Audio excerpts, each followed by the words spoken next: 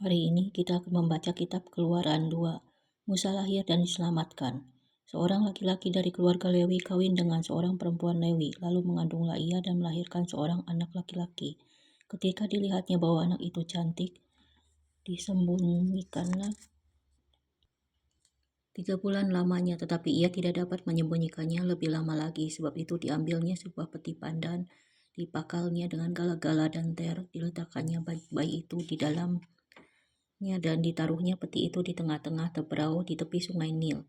Kakaknya perempuan berdiri di tempat yang agak jauh untuk melihat apakah yang akan terjadi dengan dia. Maka datanglah putri Firaun untuk mandi di sungai Nil, sedang dayang-dayangnya berjalan-jalan di tepi sungai Nil. Lalu terlihatlah olehnya peti yang di tengah-tengah teberau itu, maka disuruhnya hambanya perempuan untuk mengambilnya. Ketika dibukanya, dilihatnya bayi itu dan tampaklah anak itu menangis, sehingga belas kasihanlah ia kepadanya dan berkata, tentulah ia ini bayi orang Ibrani.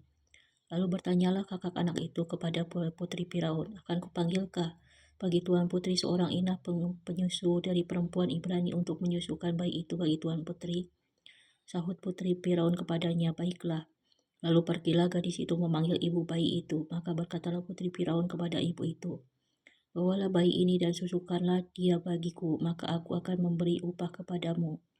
Kemudian perempuan itu mengambil bayi itu dan menyusuinya. Ketika anak itu telah besar, dibawanya lah kepada putri Firaun, yang mengangkatnya menjadi anaknya dan menamainya Musa, sebab katanya, karena aku telah menariknya dari air.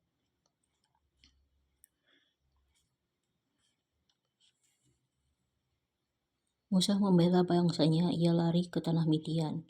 Pada waktu itu, ketika Musa telah dewasa, ia keluar mendapatkan saudara-saudaranya untuk melihat kerja paksa mereka. Lalu dilihatnya lah seorang Mesir memukul seorang Ibrani, seorang dari saudara-saudaranya itu. Ia menoleh ke sana-sini dan ketika dilihatnya tidak ada orang, dibunuhnya orang Mesir itu dan disembunyikannya mayatnya dalam pasir. Ketika keesokan harinya ia keluar lagi, didapatinya 2 orang Ibrani tengah berkelahi. Ia bertanya kepada yang bersalah itu, mengapa engkau pukul temanmu? Tetapi jawabnya, siapakah yang mengangkat engkau menjadi pemimpin dan hakim atas kami? Apakah engkau bermaksud membunuh aku sama seperti engkau telah membunuh orang Mesir itu? Musa menjadi takut sebab pikirnya, tentulah perkara itu telah ketahuan. Ketika Firaun mendengar tentang perkara itu, dicarinya ikhtiar untuk membunuh Musa. Tetapi Musa melarikan diri dari hadapan Firaun dan tiba di tanah Midian, lalu ia duduk-duduk di tepi sebuah sumur. Adapun imam di Midian itu mempunyai 7 anak perempuan.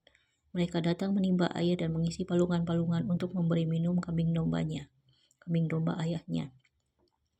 Maka datanglah gembala-gembala yang mengusir mereka, lalu Musa bangkit menolong mereka dan memberi minum kambing domba mereka. Ketika mereka sampai kepada Reuel, ayah mereka, berkatalah ia, mengapa selekas itu kamu pulang hari ini? Jawab mereka, seorang Mesir menolong kami terhadap gembala-gembala, bahkan ia menimba air banyak-banyak untuk kami dan memberi minum kambing domba. Ia berkata kepada anak-anaknya, di manakah ia? Mengapakah kamu tinggalkan orang itu? Panggillah dia makan. Musa bersedia tinggal di rumah itu. Lalu diberikan Reuel Sipora, anaknya kepada Musa. Perempuan itu melahirkan seorang anak laki-laki, maka Musa menamainya Gersom. Sebab katanya, aku telah menjadi seorang pendatang di negeri asing. Musa diutus Tuhan. Lama sesudah itu matilah Raja Mesir, tetapi orang Israel masih mengeluh karena perbudakan dan mereka berseru-seru sehingga teriak mereka minta tolong.